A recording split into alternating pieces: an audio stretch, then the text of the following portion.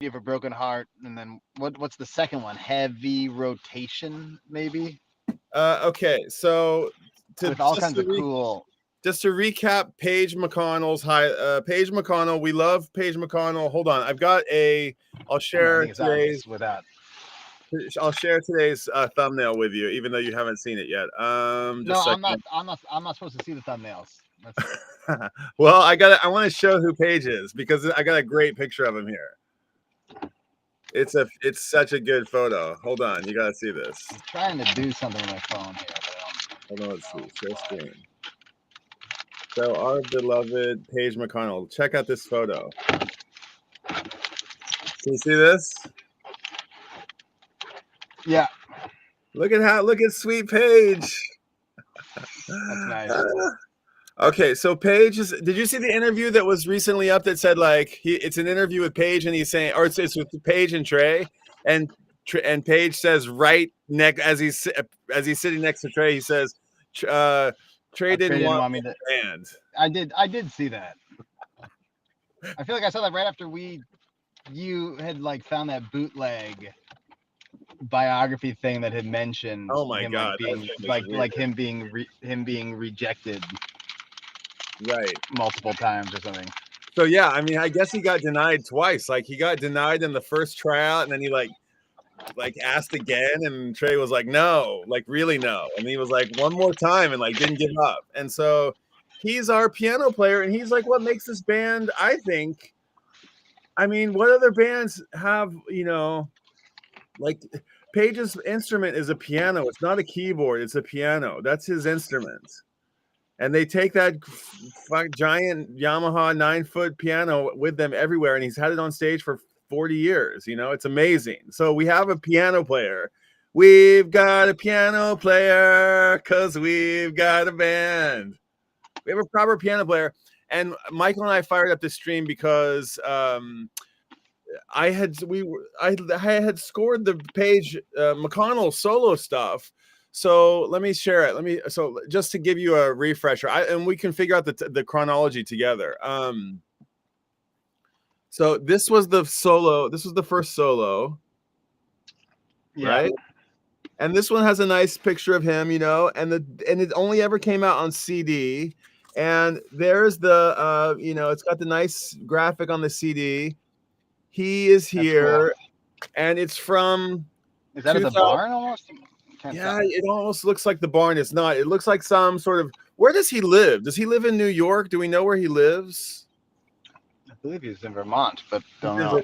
Okay, so the book is kind of like nice. It's got these kind of like. I think I read maybe who's the photographer guy that's always doing. It's Danny Clinch, I think. Yeah. I read it somewhere.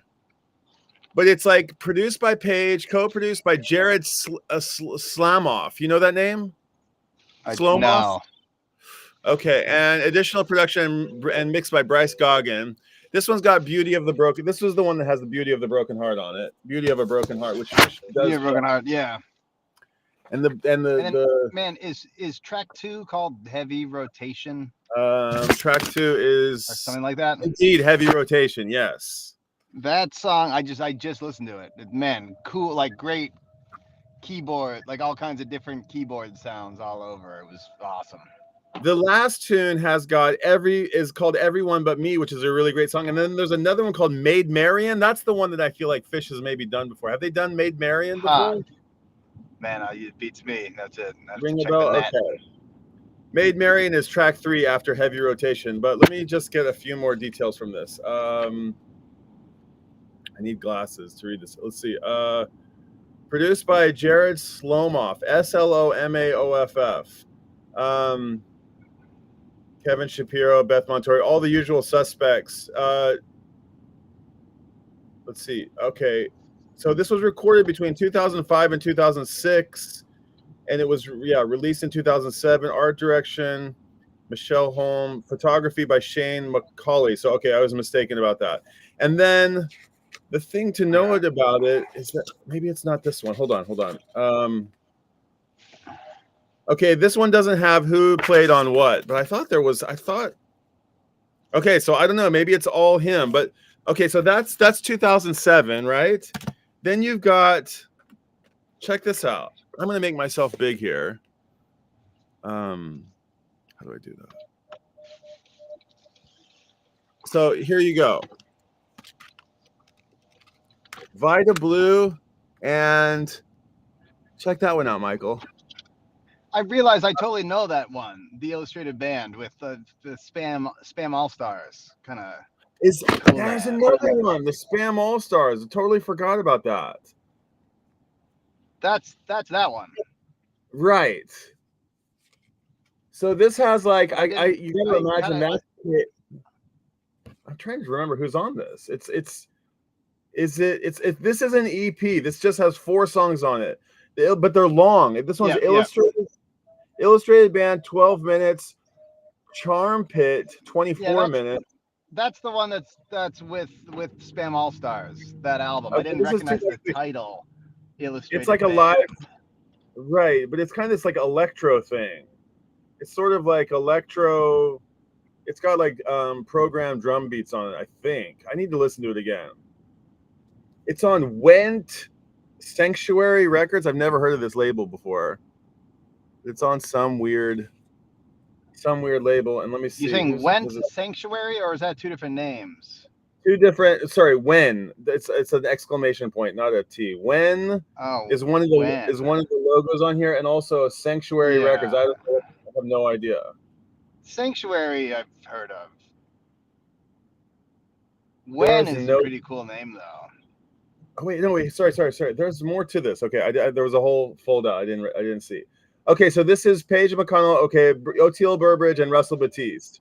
So Oteil on bass and Russell on drums. Vita Blue featuring Spam All Stars, I think. Right, DJ La Spam, turntables and samplers. Good, yeah, and with Mercedes Abal on flute and vocals, Lazaro Alfonso on percussion and vocals, Thomas Diaz on percussion and vocals, AJ Hill on sax, and John Speck on trombone. Yeah, there's horns on this too.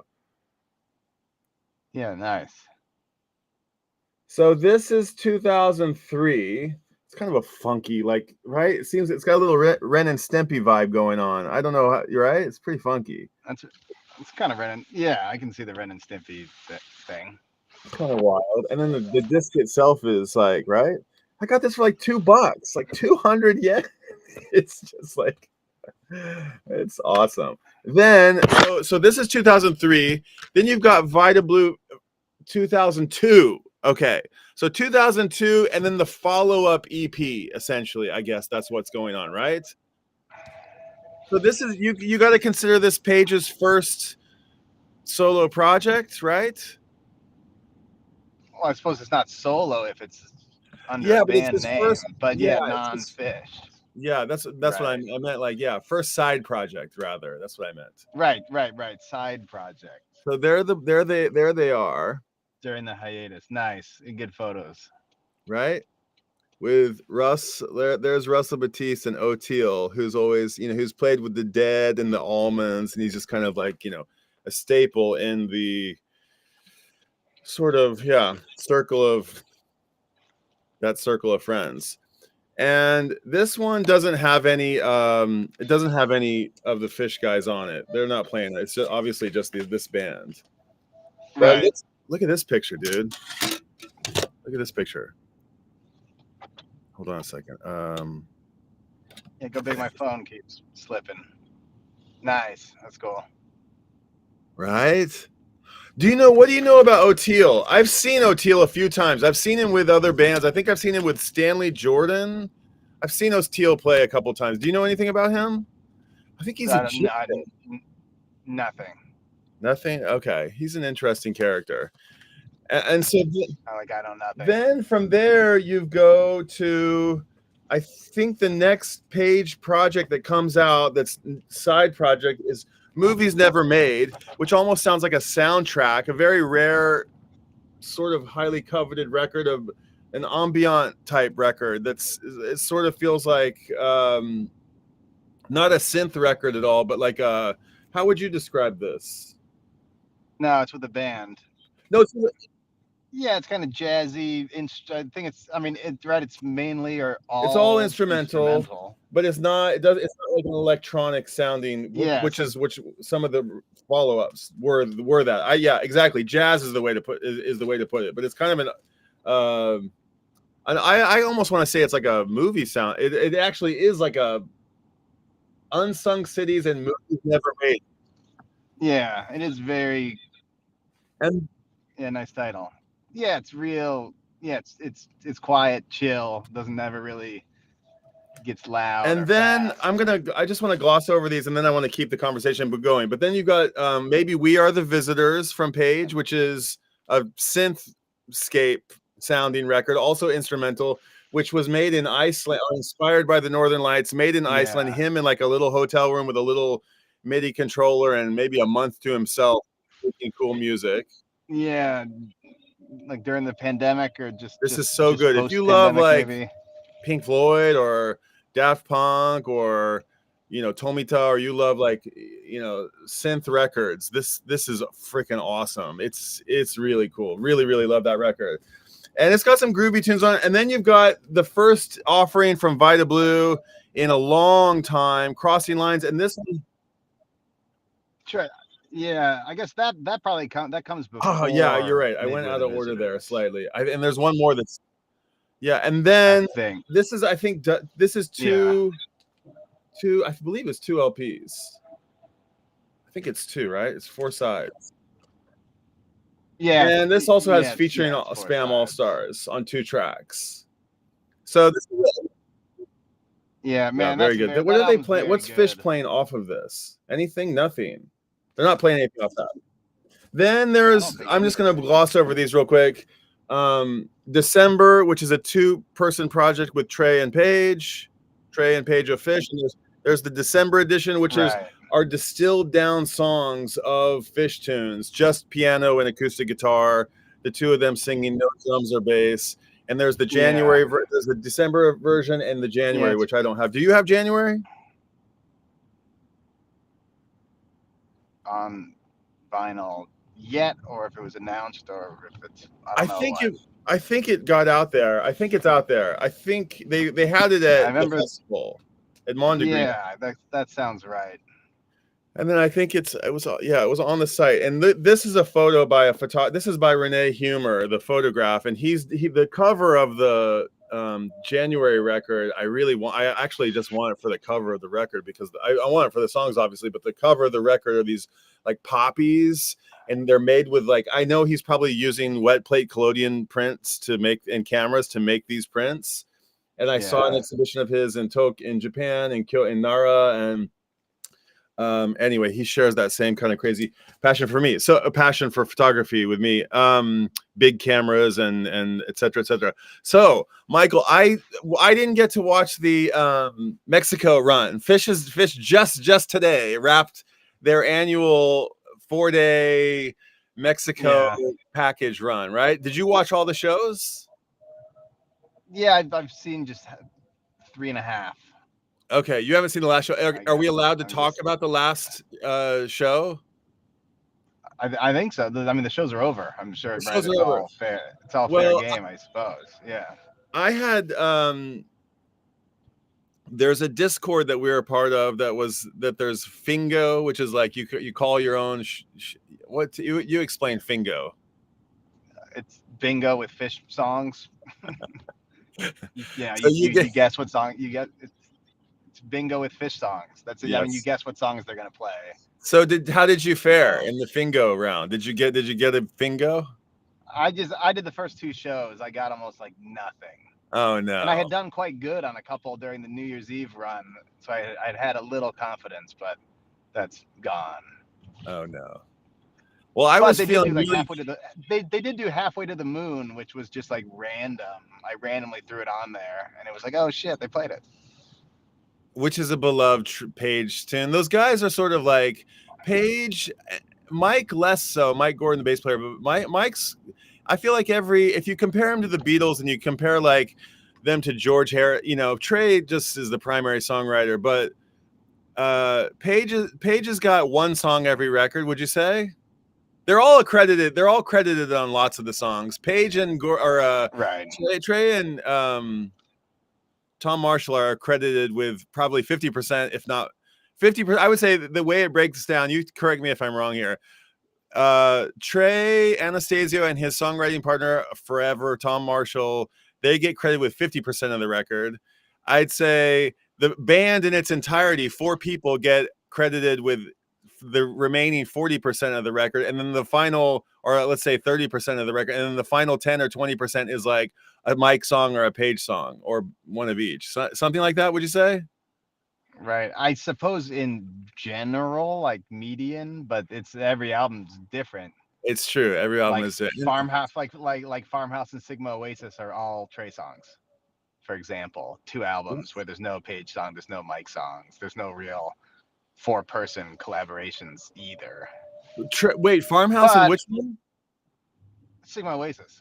Oh, Sigma Oasis, right. But Round Room, on the other hand, is different, right? Round Room, yeah. They're all written by. There might not be any Page songs there, but there's 2 great Mike songs that kind of would be what, I don't know, what we would probably call like your, standard issue Mike song that maybe he hadn't written before then.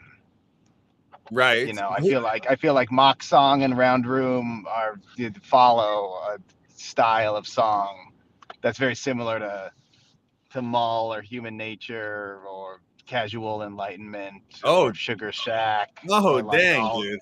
Like all these Mike songs, there's like a certain quirkiness with the lyrics. There's just like something, there's like a Mike-ness to them, but not every album has those, Right. Well, Halfway to the Moon, which what night did they play that? They played that tonight, or was it the other night? Oh, you said you played. I think it was night one, I think. Okay. So that's on Fuego. That's probably one of my favorite songs off Fuego. Yeah. Yeah, Fuego and maybe Big Boat. Big Boat has another one. I Always Wanted It This Way, maybe. I Always Wanted It This Way. Okay. I'm trying to remember how that song. I haven't put Big Boat on in a while. Those do feel a little more democratically made, I suppose. Right. Oh, we might have comments. I have some kibble. But first off, I had to deal. Okay, so my son is on Juku hell this weekend, and well, he's in the cram school. He's doing the test. I told you we didn't pass the first one. I told you that, right? Right. So he took it a second time this morning, and he was feeling real good about it. And so that's okay. I'm feeling positive about that. And still waiting for results. We won't have them until 10 o'clock tonight. So it's a really stressful deal, man. It's just nuts. It's intense. Yeah. So there's that. And he's at another one this afternoon. And so that's why I have a little bit of time to kill. But I didn't get to watch the shows. I didn't get to watch these Mexico shows because it was full on his weekend. And we worked our butts off to get him. Okay. Oh, sorry. There's some people here hanging out. Let me read some of the. Oh my God. Sorry, dude. There's some people who've left comments. Let's go. We can't always get to every single comment, but yeah. Dog log, safe and sound. Vag is here. Daydream Vinyl. What's up, dude? Sorry. Vag is never not here somehow. Vag is never not here. Sub Vag, Daydream Vinyl. These guys are talking to each other. Buck Stops here is our pal in South Africa and Cape Town. Greece from Cape Town, talking a little bit. Taking in a little We Wake Up in Africa, y'all. Brian, message me sometime. Yes, I messaged you a few days back. Okay, maybe I missed it. I might have missed it. Kind of love how 2025 is taking many to CD as well. Yeah, right? It's I don't know. I'm into the CDs now. I think Sanctuary may have been released some UK artists. Maybe. Do you okay. So yeah, I don't know. Sanctuary sounds familiar, but don't know anything about it actually. Yeah, Oteil he's the current Dead bassist, I think. Yeah, he is the current Dead bassist. It has been for a long time, I think. I think he's just he sort of he looks a little bit like Pat Schmier, do you think? Good call. Yeah. Right? He's got a little fourth Nirvana member, right? That's the way I kind of think of Oteil. And I and love who just like is like helping out every band. Just like has played with everybody, even though he's right. He's auxiliary hitter, right? He's the auxiliary. He's the pinch hitter. So this is right. about the Sanctuary label that we were talking about later. I have a feeling it's not the same one, but Buck Stops Here looked it up on Wiki and said the company was formed in '79 by Rod Smallwood and Andy Taylor. Andy Taylor, how do I know that name? Who met as undergraduates at Trinity College, Cambridge in '79. They discovered Iron Maiden in a London pub. Oh, it's got to be a different band, wouldn't you think? Or a different label? Sanctuary. I don't know. I mean, have no idea. Vag is asking us if we're collecting the LP on LP Live Fish on LP series, or did you keep those, or did those get purged? I'm not a completist. No. Right. I got the first two, and I kind of like, it's not the best way to listen to that kind of music. It's not the best way. Like I'd rather stream that or put it on CD than flip and break a jam in the middle of a side. That's a bit weird to me, right? Yeah, they're cool though. It's cool if it's two different jams. Yeah. I mean, I would like to have them. They're not expensive, so I might get them. We just got 2 more releases. I think we're up to 6 now. Yeah, and there's some kind of like newer stuff. Something was from like 2021, maybe. Oh, interesting. Remember exactly. Man, summer 2021 was so good. Yes. It was really such a great tour. Yes, it was indeed. It was extremely hot. Steven says Fish probably better compared to the Dead. The Beatles were so short-lived as a band. Oh, Michael and I will take you to task on this. We think that we think the whole thing about the whole thing about Fish is that there's this dynamic, there's this intertwined energy about these 4 dudes. And it's like one of these bands that, like, if one of them were gone, the band wouldn't go on. It's like a Zeppelin. They could not go on without. There's something about these 4 personalities that make this band what it is. So, and I think the Dead, okay, fine, but they had the hot seat, the piano. They had 4, 5, 6 piano players, and their core, Pigpen died early, and Mickey left and came back, and there was Tom TC and Vince and Bruce Hornsby and who was the horn player who came in and out? Branford Marcellus and Jerry got on real well. So I'd compare them more to the notion of them being like, having the same audience and having the same sort of recipe, or what, like the template for the traveling band with lots of fans. I mean, they definitely had that in common with the band, or with the Dead.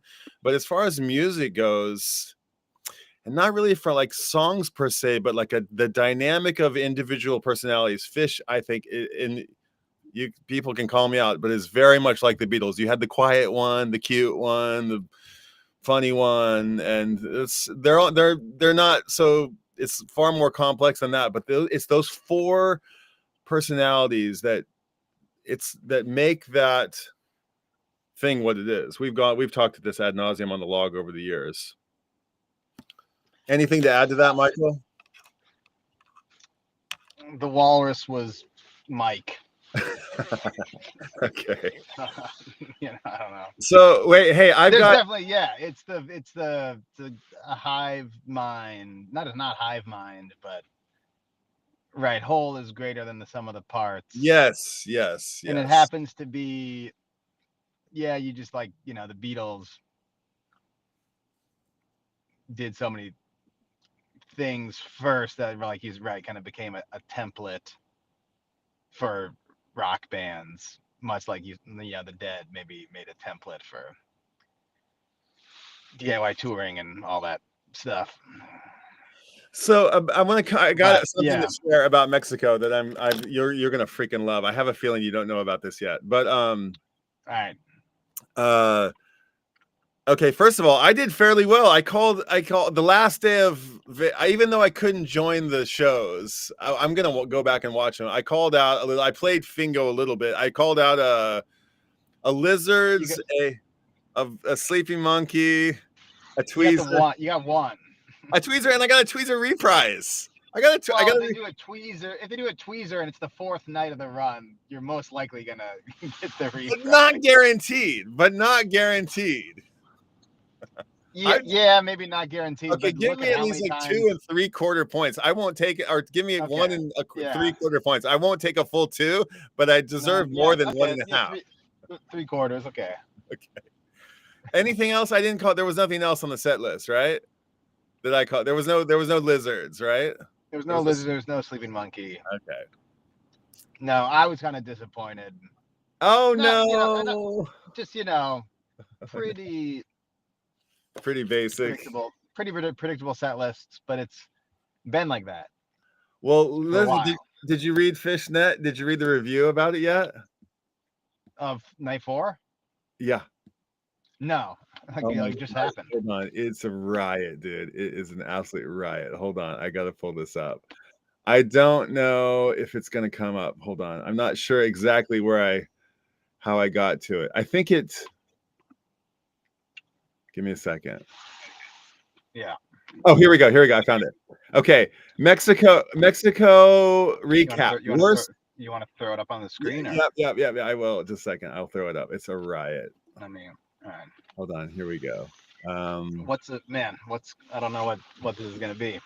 Okay. So this is the kibble, right? Okay. Mexico recap. Worst vacation ever. A Vermont college party cult takeover during my trip to Cancun.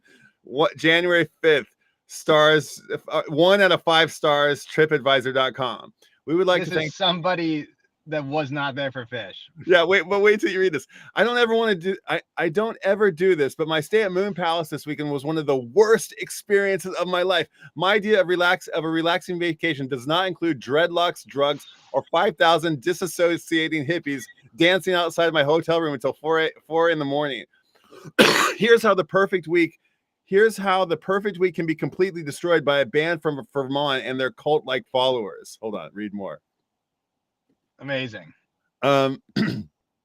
Loud, tie-dye wearing zombies who look like they've been dancing for days wade through the marbled floors, leaving a trail of dust behind them. The beach taken over. The restaurants impossible to get a reservation. The pools full of rowdy party blasting music and spilling drinks everywhere. I couldn't even escape the madness in my own room because the bass from the concert rattled the walls until the early hours of the morning. The Moon Palace is a lovely resort. You've got everything you need right at your fingertips. Scenic, sprawling beaches, wonderful attentive staff, luxurious and amenities, guacamole on demand. That caught my attention. Do they have guacamole on demand? Wouldn't that be awesome? Guacamole on demand. Like free guacamole. I wonder if that's really, they have that there. And unlimited views around every corner. For hardworking families like mine, it's the perfect place to come and unwind for a few days. Imagine my surprise when I saw on the activity schedule that a concert was happening during my family vacation. A band called Fish I'd never heard of. At first, I thought nothing of it, but come Friday night, I began to regret my choice of ever setting foot in the Moon Palace at all. Man, when did he book this? I feel like these shows were booked. Wait, dude, you got to keep going. You got 9 months ago. Though the sea of hippies and party girls overtaking the pools, beaches, and restaurants were an inconvenience, the true horrors didn't start until 8 p.m. Friday night. By the time the concert started, that's like night 3. Okay. By the time I don't know when he got there. But. Okay. By the time the concert started, I was already exhausted by the fans. Rowdy, drunken, 20 to 50-year-old children yapping about how many concerts they've seen, and what's the best show ever was all day long. No matter where you went, everyone seemed to be having the same conversations. After a long day of navigating a 5,000+ person inside joke with my family, all I wanted to do was go to bed. I couldn't even escape the madness in my own room because the bass from the concert rattled the walls like an earthquake. I decided to take a walk over to the stage to the stage manager. I didn't have a ticket, but money talks around here. I handed the usher at the door $20 and walked inside.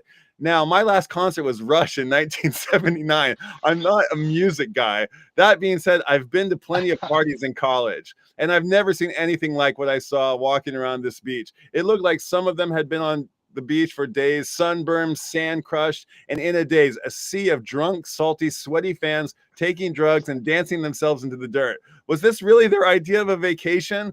The lights went down and the crowd began howling like wolves. Okay, then okay. Oh, here we go. What sounded to me like circus music for kids was sending these folks into a feral frenzy. A group of 3 people to my right began arguing about what song they sounded thought like it what? was. Editor's note: cars, trucks, and buses. Cars, I trucks, and buses. I quickly realized that none of them knew the name of the song.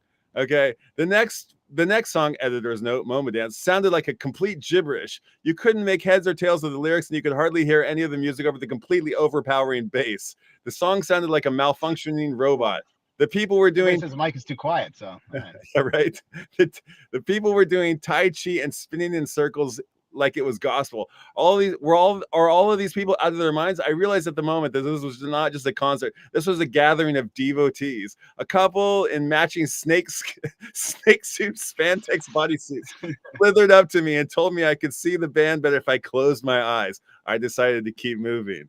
The behavior of concert goers continued to shock and surprise me. The next song, editor's note, Sigma Oasis, went on, and people were dancing and hugging and high-fiving each other like it was the best night of their lives or something. How pathetic. Every time I thought a song was over, it took a left turn and kept going.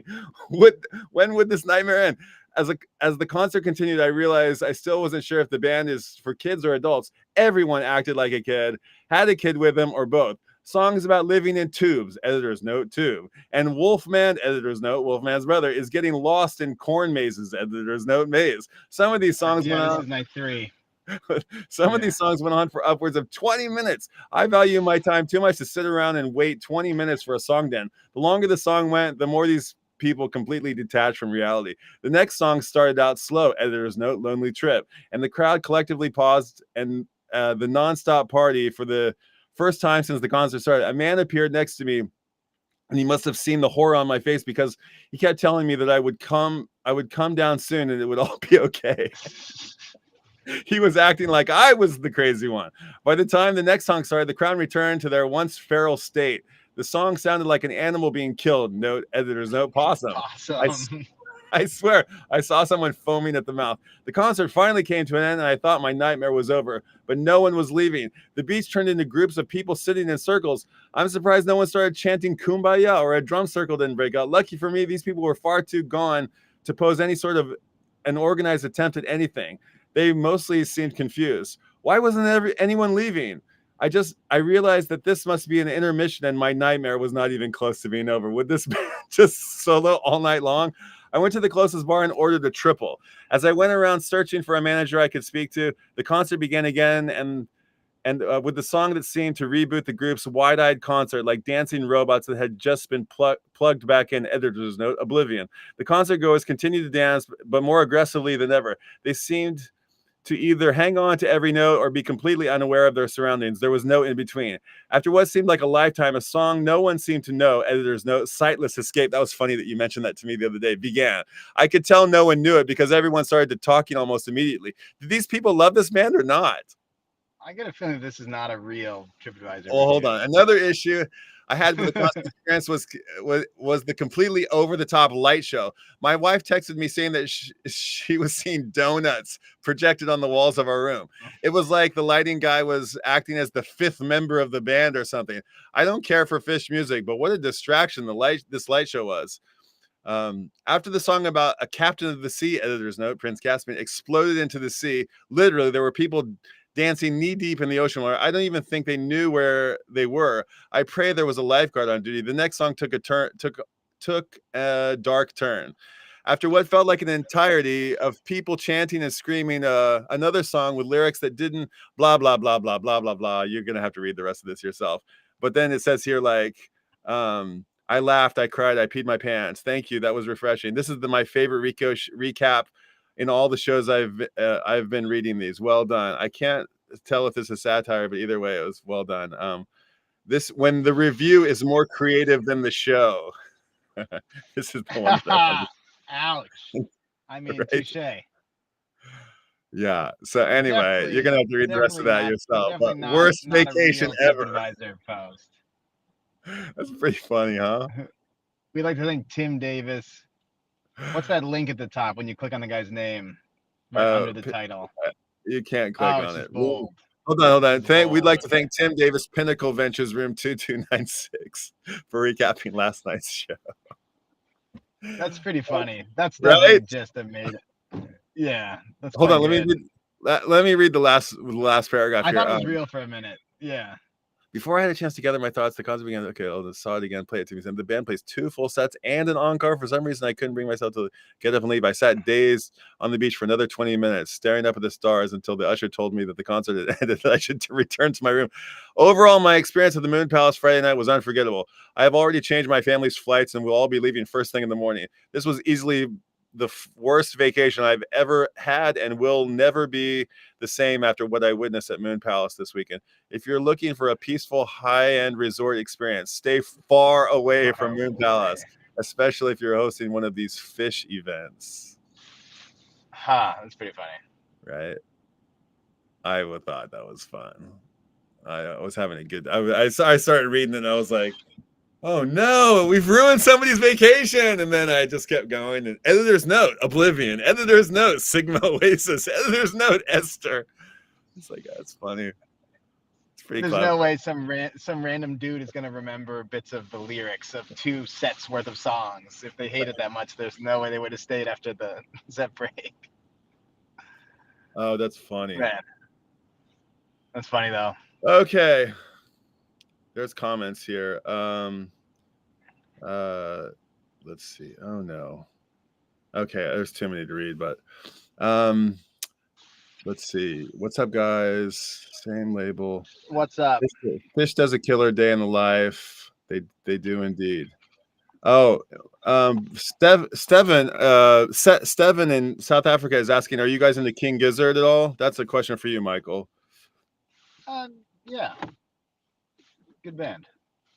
I've heard them, but I don't really know them. But you kind of you listen to every album that comes out, right? Yeah, I think I've heard most of their albums.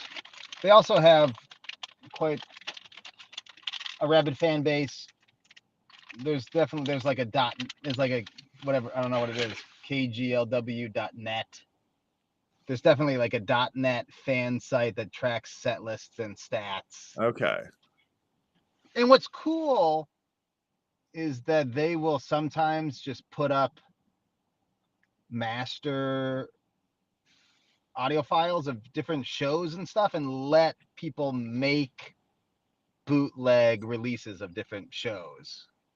So not just like you can tape this or you can tape the shows, but like, oh, here's the soundboards of this show. Do whatever you want with it. If you want to press it on vinyl and make your own bootleg, go for it. Wow, that's pretty. That's kind of cool. I've never heard of that before. It's like giving out source files of shows. So there's a ton of bootleg like live show stuff. So that's kind of cool. Yeah, there's definitely fans that are obsessed with the shows, and they've started to do, a lot of bands have, and I don't know if it came from even like Metallica talking about the Baker's Dozen, but like Wilco is now sometimes doing multi-night. They were already doing multi-night runs in cities, but they'll say like, oh, no repeats in Chicago. You know, they'll kind of do this thing where it's like, oh, we're going to play, 3 nights in San Francisco, but we're not, it's not going to be the same show every night. And there's probably more people going to multiple shows, which is definitely probably inspired by the Dead and Phish and maybe other jam bands. That's pretty cool. Yeah. It's like but it's almost like it's like marketed that way to try to sell more tickets, where like the Dead and the Phish, they don't like on the poster, it's not like no repeats, we're playing 3 nights, it's going to be different every night. It's just that's like a bit weird. Yeah. You know what I mean? It's understood. It's not a marketing technique. Right. But yeah, interesting to see like, yeah, a decidedly, even though they jam in certain ways, they've commented on Phish fans, like more and more Phish fans popping up at their shows. King Gizzard. Okay, interesting. That was such a phenomenon. That was like when the Dead. I mean, Like there was that whole thing, the Fish fans showing up at the Dead shows and the Dead fans showing up at the Fish shows, and that was Kind me. of interesting. Would be kind of interesting as a band to be like, oh, we've attracted the fan base of this other band that we don't really know anything about or don't consider ourselves, Right? contemporaries of. How interesting. What are they hearing in our music?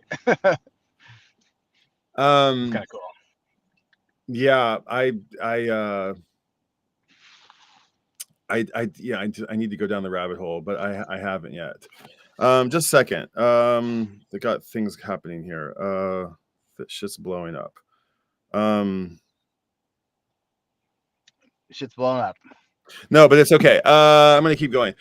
Steven says, anyway, back to Doze. He's going back to sleep, but he says here, John Medeski, Mark Ribot, Sun Ra, Link makes me think. Yeah. Medeski, that's an old circle of crew. That's an old crew of people. I think he's from the same place. John Medeski is from, I want to say he's from, comment about. I think, I don't know, probably just this is about riffing. Sanctuary Records or something? Oh, that it could be. I could be. I have no idea. He's loving on Giz. He's loving on the Giz. Giz. There's too much Giz for me to even bother. Maybe someday. That's kind of where I'm at with them. I just like I can't even. I can't. Yeah. Go there. Okay, so yeah, that was the bit of kibble that I wanted to share with you, and nice. Yeah, it's definitely Page Appreciation Week. It's Page Appreciation Blue Records out. Get your Page. Go listen to that self-titled.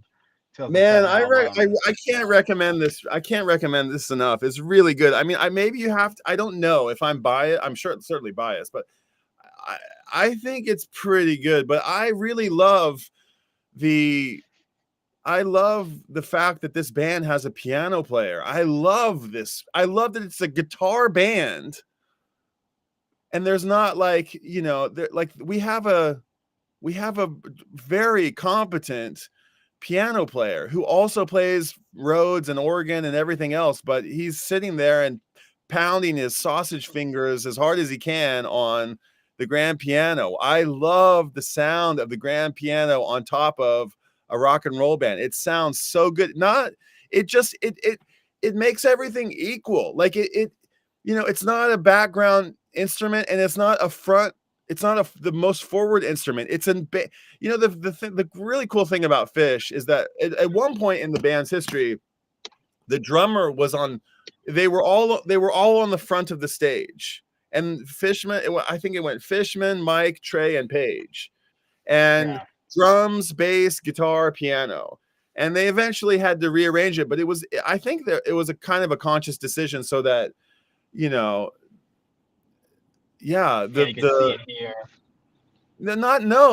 think it was not to see and hear, maybe to see and hear too. Yeah, certainly to see the drums, but like as a way to put every instrument in front.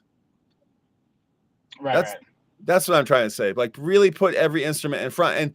And this is the easiest band in the world to jump from one instrument in your ear's mind. You can just go from this incredible drumming over to the piano, and you can just dance between all of the instruments without ever losing one of them in the mix. They're all just out there in front, and they've since rearranged they're in a constant state of fine-tuning the thing, like to the point where it's like of essentially like this high-tech rocket that's like so technical and so precise and so it's amazing. But I love the fact that this band has a piano, and you're right, it's Page Appreciation, and he fought his way into the band. I mean, Trey is the very, very first original lineup of the band included actually a percussionist. Do you remember the percussionist name? It was only like existed for like when they were like in the dorm rooms. Basically, there was a percussionist, who played for like the first 3 shows. I forget what his name is. And Jeff Holdsworth, who wrote Antelope, and what else? Possum, Camel Walk, Possum, awesome songs. Whatever, yeah. But Trey says a couple of times that he wants to You know, he wanted to have a two member guitar band. I mean, can you imagine? It would have never worked. I mean, like maybe wanted to do right almond style, you know. I can't imagine what that would have been like. It's just, thank God that's a disaster averted. Disaster averted. Yeah, I can't even imagine what it would be like. No, and it doesn't matter, right? Crisis right. averted. I think like Page kind of plays the role of a George Harrison in this band. He's kind of the, you know, I think he's the one that they have to kind of encourage even though he's just got chops, and if you let him out of the cage, you know, he just goes crazy. But like, I think when they talk about, you know, when they talk about, you know, they're trying to get some of their, you know, band members to be a little bit more outspoken in the, you know, in taking the band in a certain musical direction. It's not that he doesn't have the chops to do it. He's just like one of those people who's like probably humble and a little bit soft spoken, a little bit gracious, and like doesn't want to like overtake anybody's, you know, musical idea, even though he's got ideas to share. But and I think they kind of, you know, they're happy to have him do it. But if it's, sometimes you gotta like just elbow one of these guys off of their musical idea, like Trey. If you that's his, you know, fault, is that he's so prolific that he just, you know, he's like a volcano that you can't ever, you know, put a lid on. So, right. But anyway, Page has got so much to contribute to the band. Although I will say that my piano, you know, friend Eric, you know, I don't want to put him on the spot, but he sort of said that Page's technique is really nothing to write home about. He was saying to me that his style of playing from a technical point of view, as like a piano player, wasn't really a whole, I don't know what he was saying, that it was like, I don't know. Would you have any comment about that? He said, I mean, no, because it's not about technique, really. Right. It's about feel. You know, I mean, technique's one thing, but Phish is not that kind of band.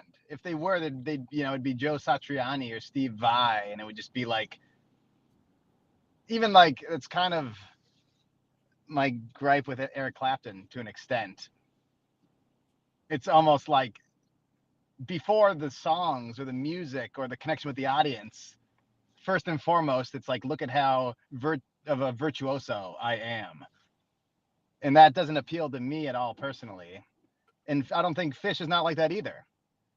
Wolfpack maybe is a band like that too, where it's like everybody totally shreds, and whether you can critique their, you know, their technical ability or not, there's other stuff, the songs and the jokes and the connection with the audience. There's these other things that take precedence, and that's what's more interesting to me, for sure. And I think to the band, to Phish as well. There's a moment in a Phish show that only a few, there's certain, what am I trying to say? Like, there's only one person who will get out in front of the band and do some silly dance, and that would be Fishman, John Fishman, the drummer. He's the only one who, when the band requires some stupid antic, you know, whether it be you know, playing a vacuum or prancing around in some ridiculous. It's funny to say that the band requires it. Yeah, right. But you know, we're gonna really require something just dumb tonight. well, and then there's no right. But then you have this at the only time this will happen in a Phish show, when all of the band will go off stage and leave one of their members on stage, is a moment in Slave to the Traffic Light, where Squirm and Coil, where the band will leave Page on the stage to play the most beautiful, you know, major, gorgeous little arrangement that sends us off into a little blissful outro of this song. And when he comes off, he just says this, "Okay, ladies and gentlemen, we'll be back in 10 minutes. And he's the only one who does that. I mean, Trey will be like, we'll see you, we'll be back in 5, you know, maybe, but he's always awkward, and it's never like, Trey, No, there's nothing. Scorpion Coil, yeah, right. which is such a great song in its own right, but the whole time you're thinking like, oh It's man, we're coming. gonna get that I little know sweet it's Page coming, spotlight at the end here. and it's so good. Yeah. I Yeah, think it's real easy to give Mike the MVP. It's real super easy to give Fishman the MVP. Trey is Mr. MVP, so he doesn't even deserve any MVPs. But this week, I'm really giving it to Page. for sure. Well, 100%. let's wrap the log up there. We can fire up Let's another wrap it log. up. It's Page week. Thanks for yeah. Indefinitely until we say otherwise. It's true.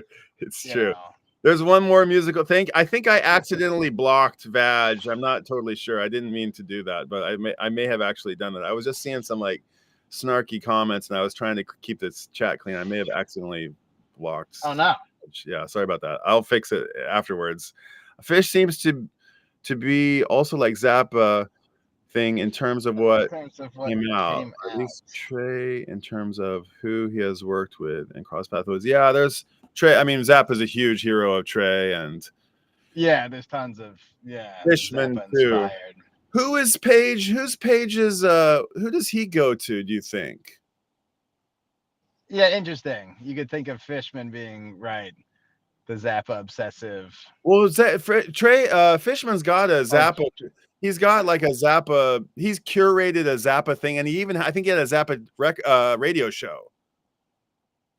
Yeah, and I think he's done a couple of Zappa, spotlight things on his Sirius XM show as well. Right.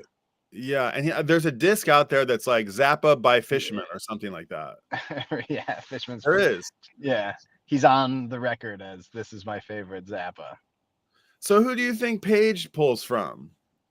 I don't know. Right, it's an interesting, like random stuff I've seen in like early interviews in university and stuff. I feel like. Do you remember any names? No, but just like some jazz guys. But then like you probably, like you said, some jazz musician would watch Page and be like, this guy can't play. You know. But man, you listen to us. I'm a little bit confused why my friend said like his chops aren't up to snuff, because but they are. Anytime we watch one of these videos, he's just like, I'm just like, who's calling that out? I mean, the guy seems like he's very, very competent. Well, yeah, and we love how he plays and what he does. So yeah, but even from I don't know. Yeah, I don't know. I think he's as competent as his instrument as any of the other guys are, and I look at all of them as pioneers of their instruments, especially I mean, I'd say especially Mike, but yeah, all of them really. There's like nobody sounds like Fish for sure. Man, fucking best. And for a lot of people, that's not a good thing, but for us, it's the best thing. Yeah, we've got that gene. That's that cilantro gene. The gene, the cilantro. Yeah, the Fish. The cilantro gene. We have it. Look at that. I like that. Okay, guys. Let your fish flag fly. Let your fish flag fly. Oh, that's a nice little log off. Let your fish flag fly. We need a dog flag fly. We've also got a spring tour in April, which is pretty sweet. Okay, April. So I've got 2 months to catch up to the shows, to catch up Mexico shows. That's plenty of time. Yeah, but they're doing whatever. It's like it's kind of similar to the one they did a couple years ago. Like West Seattle, Coast. West Coast, Seattle, Oregon. I want to say San Francisco proper, and then Hollywood Bowl again. That should be fun. I saw an aerial picture of Hollywood Bowl. My image of Hollywood Bowl was this flat thing. This like it's like in the hills. Yeah. Yeah, but it looks like it's extremely vertical from this photo that I saw. Like it looks dangerously vertical. It's not that big. Okay. I mean, I haven't been there for a long time. It looked like Red Rocks, kind of. Like I hadn't seen it from that. It was like an aerial photograph. I'd never seen it from that angle. Man, I saw some great shows there. Hollywood Bowl's a great venue. I'm glad it's still there after all those fires, man. Buck Stops here is asking for some recommendations. We've got a Where starter. to start? Where to start with Fish? I think so. Yeah. Probably a live one in the Billy Breeds. Oh, Billy Breeds and a I'm so live one. touched. Those are. I'm pretty sure that's what we agreed upon as I think the so. starter.